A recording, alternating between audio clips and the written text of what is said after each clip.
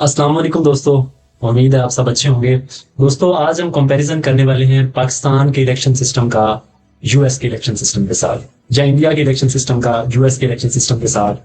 क्योंकि दुनिया में दो तरह के इलेक्शंस होते हैं मेनली, एक में डायरेक्ट सिलेक्शन होती है और दूसरे में इनडायरेक्ट सिलेक्शन होती है। और पाकिस्तान के अंदर इनडायरेक्ट सिलेक्शन होती है या इंडिया में इनडायरेक्ट सिलेक्शन होती है, जिसमें अवाम पहले अपने एमएनएज को सिलेक्ट करती हो और फिर वो एमएनएज आगे अपने पीएम को सिलेक्ट करते हैं। लेकिन यूएस के अंदर ऐसा नहीं होता। यूएस के अंदर अवाम डायरेक्टली तौर पर अपने प्रेसिडेंट को सिलेक्ट कर सकती है। लेकिन ये जितना सिंपल लग रहा है इतना सिंपल है भी नहीं। आइए समझते हैं आज के इस वीडियो में।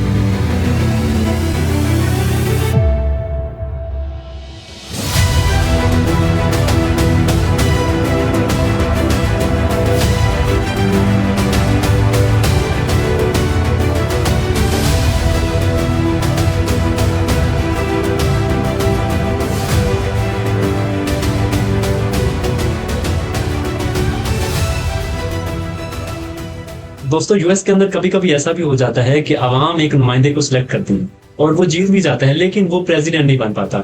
2016 में देखिए, जब डोनाल्ड ट्रंप और हिलरी क्लिंटन का आपस में मुकाबला हुआ तो डोनाल्ड ट्रंप के हिलरी क्लिंटन से 3 मिलियन वोट कम थे, लेकिन फिर भी डोनाल्ड ट्रंप प्रेसिडेंट बन गया और हिलरी क्लिंटन नहीं जीत पाई।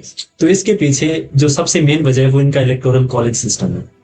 इलेक्टोरल कॉलेज सिस्टम क्या होता है? ये कोई जगह का नाम नहीं है या वहां पे बच्चे नहीं पढ़ने जाते, बल्कि ये एक ऐसी डेलीगेशन है, ग्रुप ऑफ पीपल है जो एक्चुअल में प्रेसिडेंट और वाइस प्रेसिडेंट को सिलेक्ट करता है। अब ये ग्रुप ऑफ पीपल कैसे इलेक्ट होता है, याद रखिए दोस्तों, यूएस के अंदर इलेक्शन ईयर में 2 इलेक्शन होते हैं। इलेक्शन जनवरी या फरवरी के अंदर होता है, जिनको प्राइमरीज या कॉक्सिस वगैरह बोलते हैं। इस इलेक्शन में ये होता है कि ये डेलीगेट सिलेक्ट होते हैं। इनके लिए 3 टर्मिनोलॉजीज यूज होती हैं। इनको इलेक्टर्स भी बोलते हैं, इलेक्टोरल कॉलेज वोट्स भी बोलते हैं और इनको डेलीगेट्स भी बोलते हैं। इनका नंबर्स उतना ही होता है हर स्टेट के अंदर जितने उस स्टेट के रिप्रेजेंटेटिव्स और सेनेट के मेंबर्स होते हैं उसकी पार्लियामेंट के अंदर।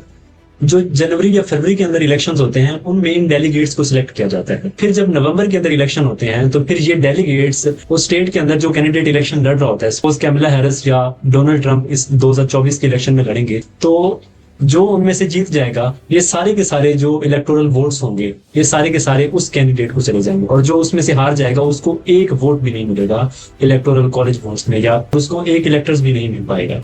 तो ये एक बड़ा गंदा सा सिस्टम भी हम इसको कह सकते हैं कि एक कैंडिडेट ने 50,000 वोट लिए एक जगह से, दूसरा कैंडिडेट वहां से 51,000 वोट ले रहा है, लेकिन जो 51,000 वोट वाला है सारे के सारे इलेक्टोरल कॉलेज वोट्स जो हैं वो सारे के सारे उसको मिल रहे हैं, और जो 50,000 वाला है उसको कुछ भी नहीं मिल रहा। लेकिन यूएस के अंदर एक ये भी प्रॉब्लम है कि यूएस के अंदर 50 स्टेट्स हैं और हर स्टेट के पास डिफरेंट नंबर ऑफ इलेक्टर्स हैं, और जिनकी पॉपुलेशन ज्यादा है उनके पास नंबर ऑफ इलेक्टर्स भी ज्यादा है ऑब्वियसली। जैसे टेक्सास के पास 38 है और कैलिफोर्निया के पास 55 इलेक्टर्स होंगे। और कुछ ऐसी भी स्टेट्स हैं जैसे व्योमिंग है, न्यू हैम्पशायर है, ये कुछ ऐसी छोटी छोटी स्टेट्स हैं जिनके पास 3 या 4 मैक्सिमम इलेक्टर्स या इलेक्टोरल कॉलेज वोट्स होते हैं।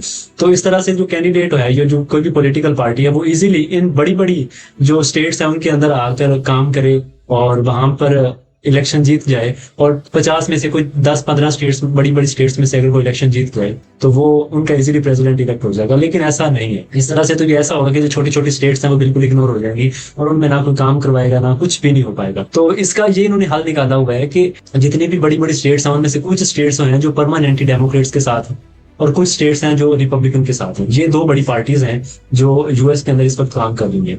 उन्होंने हर हाल में ही जिस पार्टी के साथ वो मुंसलिक है उन्होंने सिर्फ उसी को वोट देना। तो इस तरह से इस चीज की वजह से जिनकी छोटी छोटी स्टेट्स हैं उन स्टेट्स को स्विंग्स बोलते हैं, स्विंग स्टेट्स।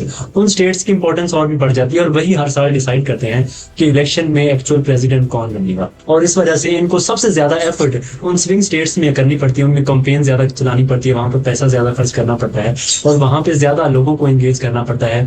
अभी भी ये पेंसिल्वेनिया और न्यू हैम्पशायर और ये छोटी छोटी स्टेट्स जो हैं ये स्विंग स्टेट्स के अंदर आती हैं, और इस वक्त इनके अंदर दोनों पॉलिटिकल पार्टीज ज्यादा एक्टिव है और इनके अंदर ज्यादा काम कर रही है, ताकि ये छोटी छोटी स्टेट्स जो हैं इनसे भी इनको इलेक्टर्स मिल सके और ये अपना प्रेसिडेंट इलेक्ट करता है।